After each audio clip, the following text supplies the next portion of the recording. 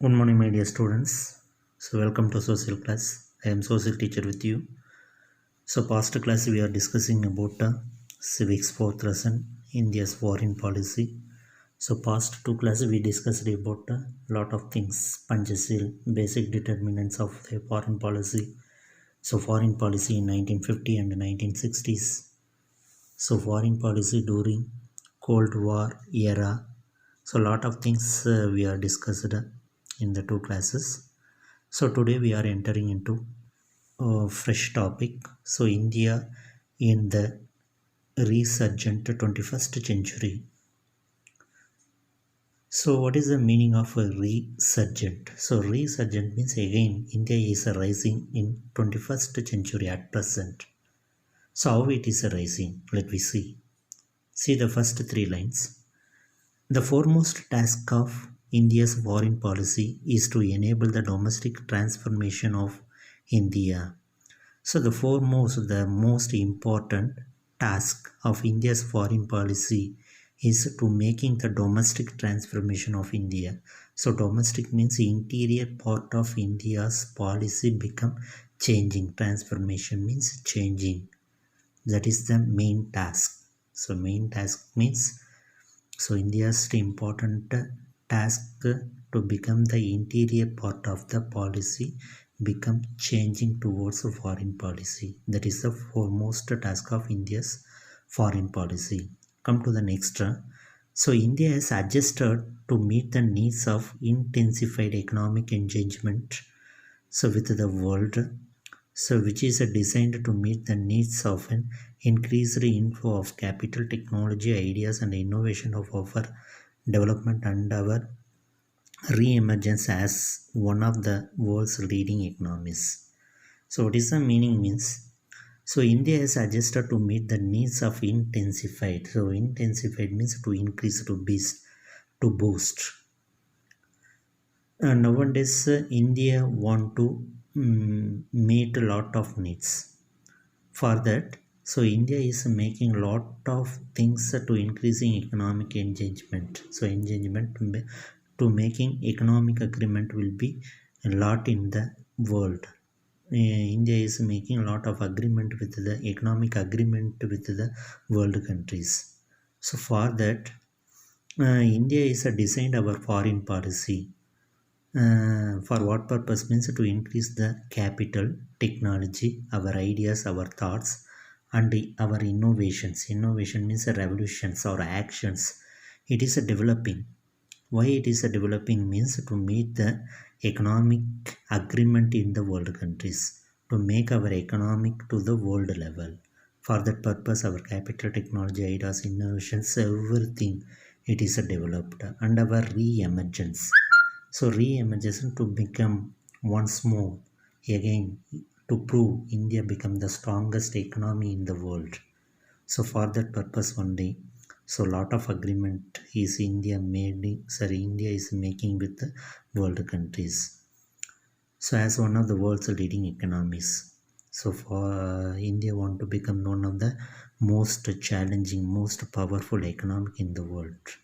For that purpose, India is making lot of economic agreement with the world countries. Come to the next paragraph. So India engages means occupy with the current global subjects. So at present, what are the countries become economically first in the world? India also become occupy that country's position. That is the main aim of our India's foreign policy. And articulates. So articulates means to express our thoughts, express our ideas. It's international policies. Our international policies are expressing.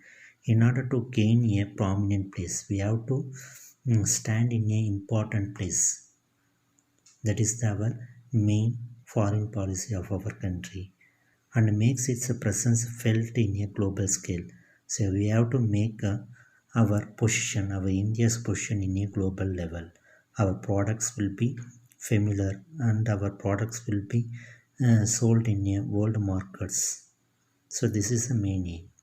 So that India has joined new global groups like the group of 20, that is a G20 country. So India become the member in G20 country. Why India is becoming member in G20 countries means because we have to make a good position in the world level. That is the main aim. Already I told that. So India become the member in group of 20, that is G20 countries. So next IBSA, that means India, Brazil, South Africa. These three countries are making an agreement that is called IBSA. Next BRICS country, that is Brazil, Russia, India, China, South Africa.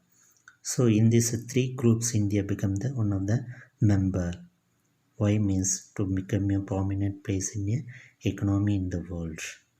So which gives more scope for India to play a large role in global affairs. Why India is becoming a member in these three groups means to make happening world happening, otherwise global happening in the world, to make so larger role, to play a larger role in the global affairs. That is the main aim of our country. Why the India is become the member in these three countries. So let me move to next paragraph. So India's global security concerns. So what is the meaning of concerns related or reflected in its military modernization?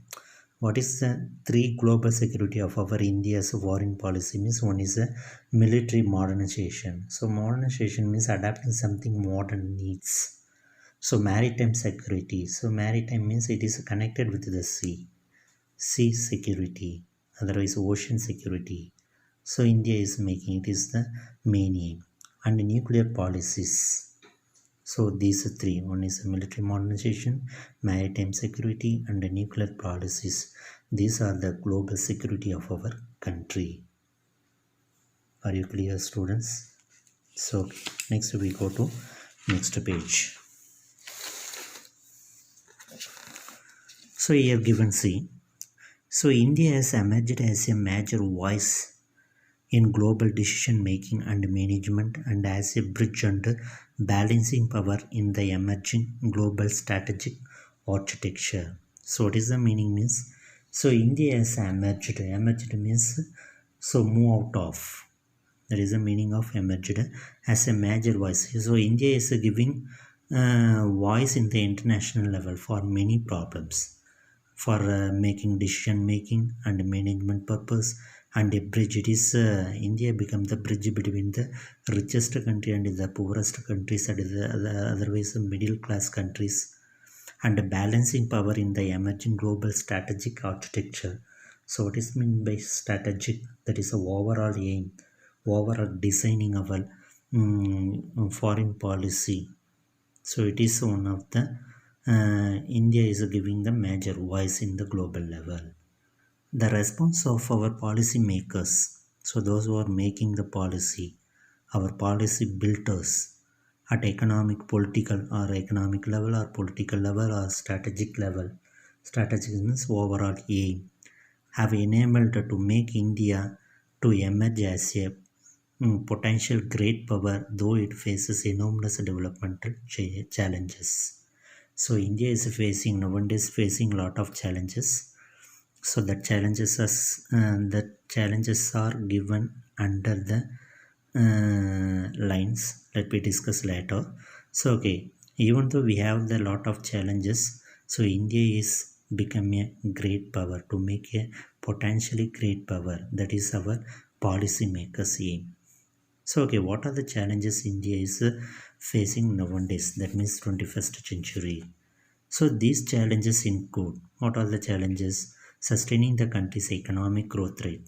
We have to make our economy at a high rate. So ensuring, to make sure energy and security. So what is meant by energy? Energy, that is nuclear energy, and security. So these are the challenges. So non-military issues. So what is meant by issues? That is problems, then important problems. So these are the military problems. So non-military issues like climatic changes, energy security, competition for scarce resources. So scarce means insufficient. for the demand, that is a scarce resource. These are the non-military issues, non-military problems India is facing nowadays. Food and water security, so pandemics and migration. So pandemics means it is a type of disease. So pandemic means the தொற்று நோய் அப்படின்னு சொல்லுவோம். Migration, the people is moving from place to place between interior otherwise foreign, that is a migration. So these are the non-military issues facing by our country. So these are the 21st century India is facing the problem. So even though these problems are in India, though numerous and formidable means inspiring fear. So these challenges are not beyond the reach of India's policy establishment. So our policy makers, so these are all keeping in the mind, then only they are making the policy to make the potentially great power in the world. In which great power in the world? In economically great power in the world. Are you clear about this topic? I think all of you understood about the topic. Next we go to basic concept of India's foreign policy. What is the main aim, main concept of India's foreign policy? A lot of points are given. Let me discuss. So preservation of national interest. So preservation, to protect our national interest, otherwise our nation. That is the foremost concept of India's foreign policy.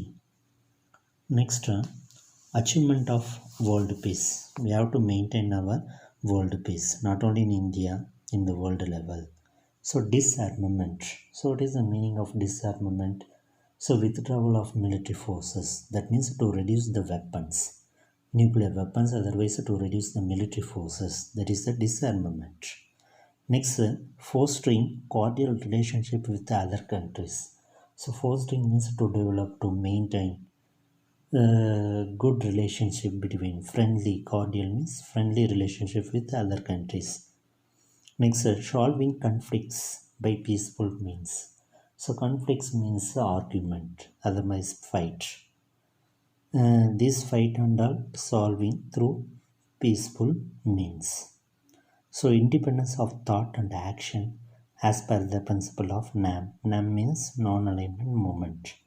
So according to the non-alignment movement, what are the things given? According to that, we have to think independently and we have to do our action independently. So equality in conducting international relations. So we have to make international relations with other countries equally. So anti-colonialism, we have to against the colonialism and we have to against the imperialism, that is anti-imperialism.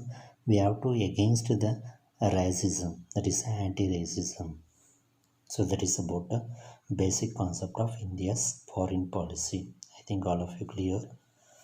So next we move to policy of disarmament.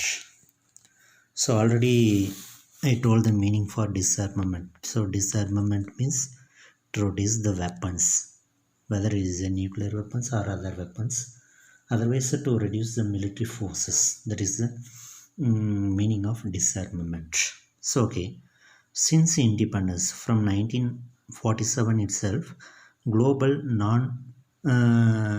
proliferation.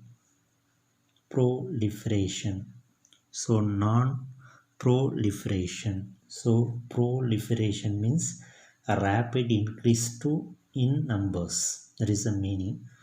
Here given non-proliferation. Non-proliferation means a rapid not increase in numbers. We cannot increase in weapons. That means we cannot increase the weapons, nuclear weapons. That is the meaning.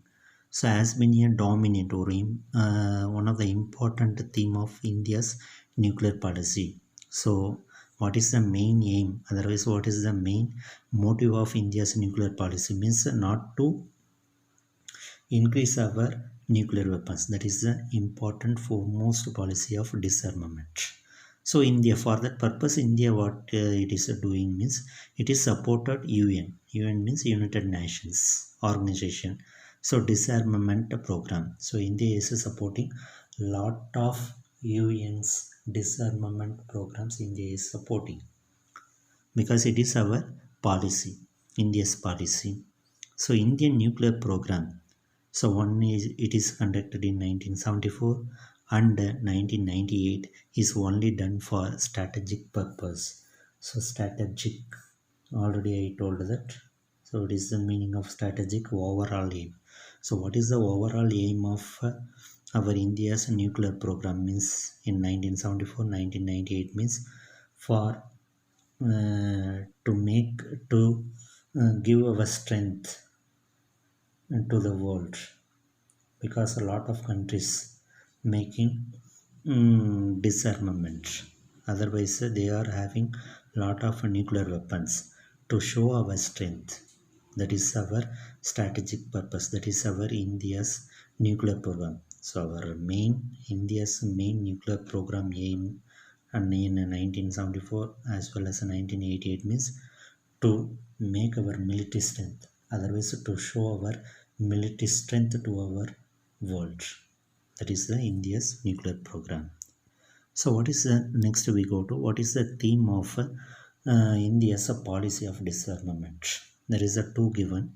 The two themes of India's nuclear doctrine. Doctrine means principles are no first use.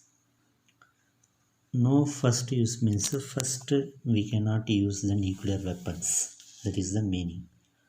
Next, credible minimum deterrence. So credible, able to be believed.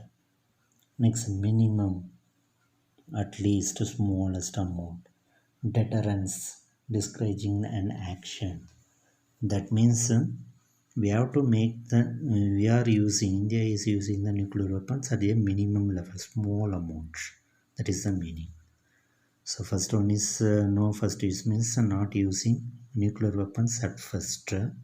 Second one, credible minimum deterrence means a small amount of weapons only we are using either in the war or some other things.